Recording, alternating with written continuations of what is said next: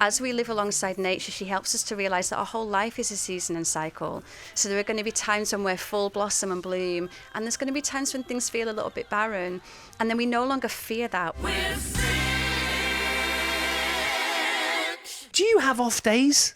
Always, yeah. Not that often, but I think one thing, and even one of the reasons I wanted to bring this book to life, Sacred Seasons, is because what nature teaches us so beautifully is that everything's a cycle. And one of the things we do in our modern day world to our detriment is expect we always have to be on, in full bloom. Everything has to be perfect all the time. And even as we see in nature, there has to be times of void.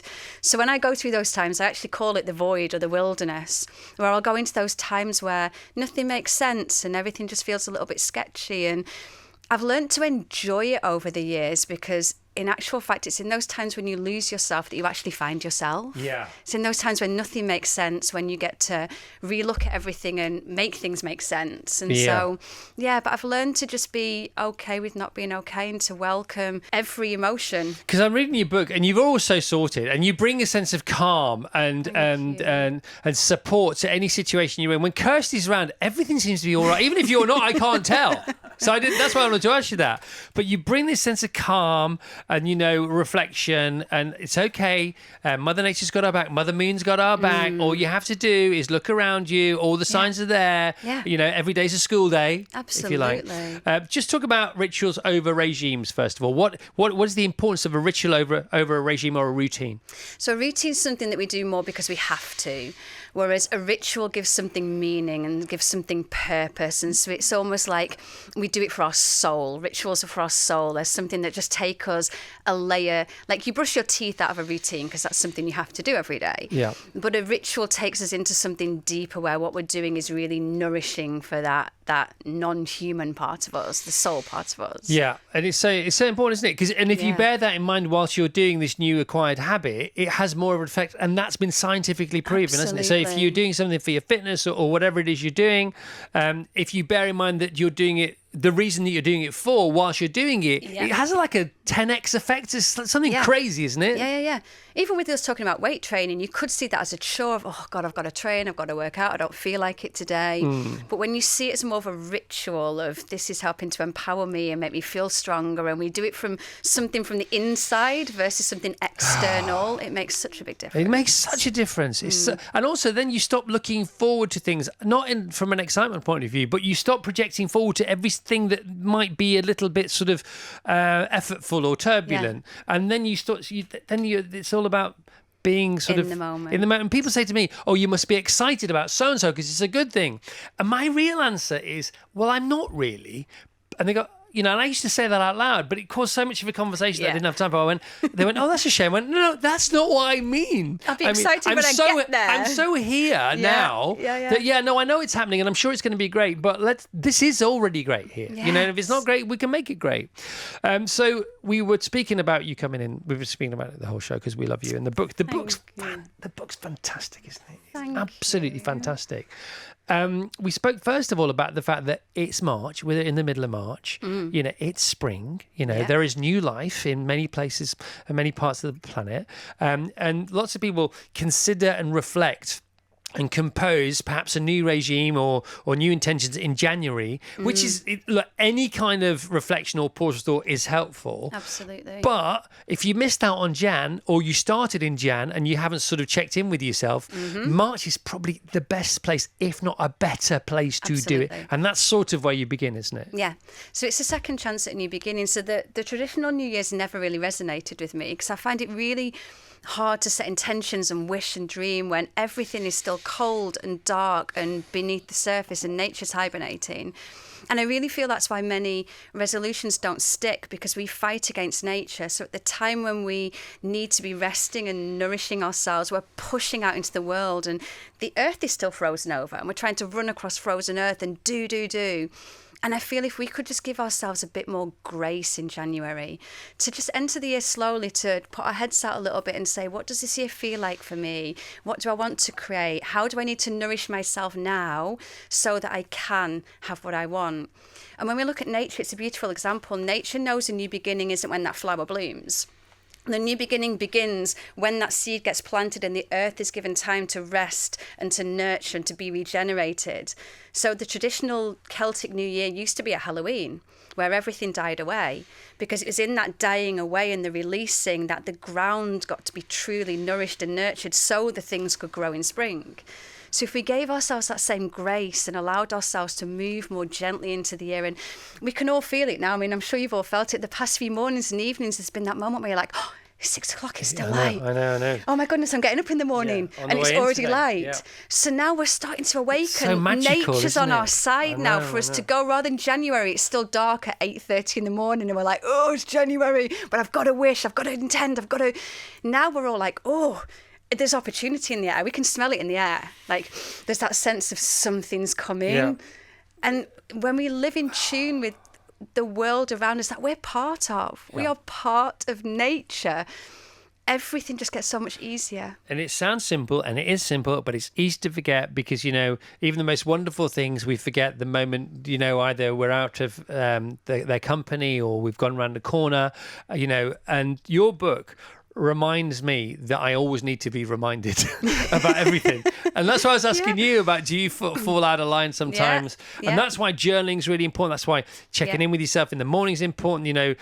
We always talk about this, don't we? The alarm goes off in the morning. I have 2 alarms. I have a 4 o'clock alarm and a 4:15 alarm if I'm running in, and a 4:15 alarm and a 4:30 alarm if I'm cycling in. And it's not so I can go back to sleep and have a snooze. It's so I can have this 15 minutes of, what do I want from the day? How am I today? How was I last night? Bit of gratitude, what I want to focus on today.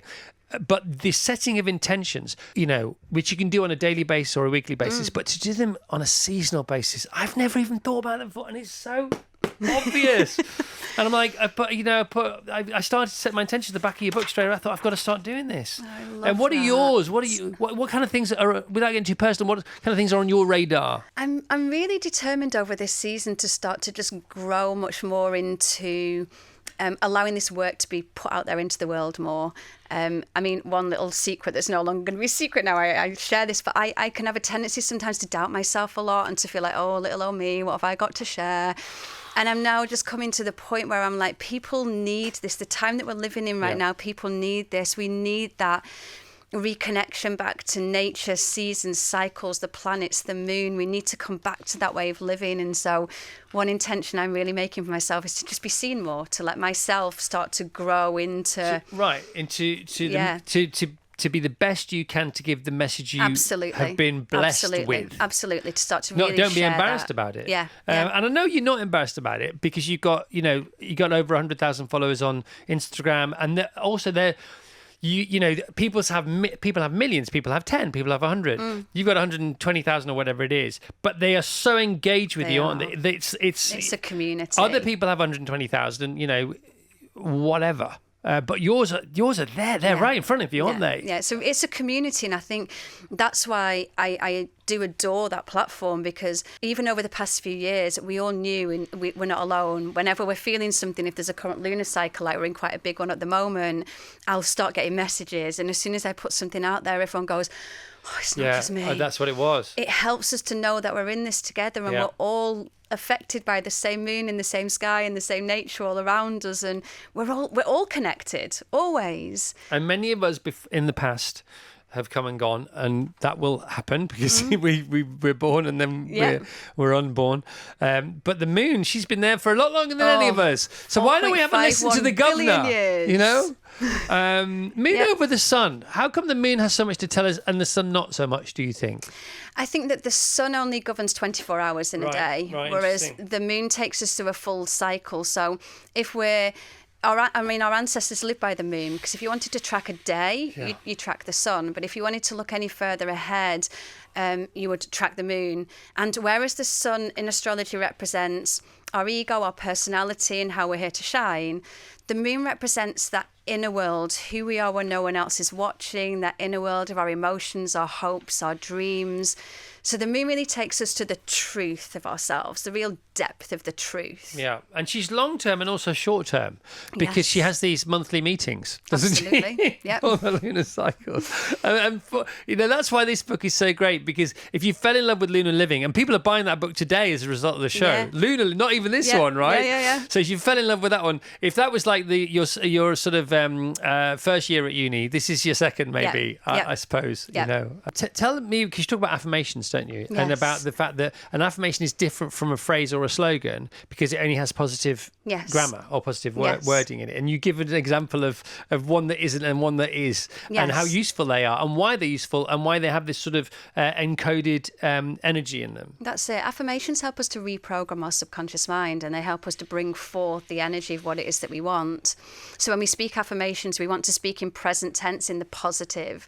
So rather than "I don't want to be tired," we'd say "I'm filled with aliveness, I'm vibrant, I'm awake, I'm alive." And not "I would like to," I am.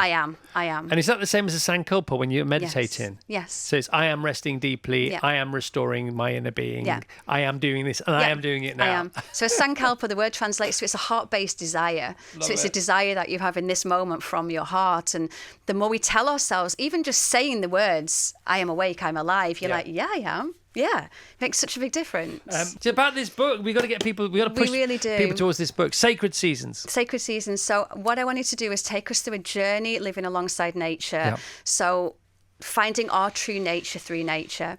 And nature's tangible. That's one beautiful thing about it. Like the moon, we can actually look outside the window and see what's happening.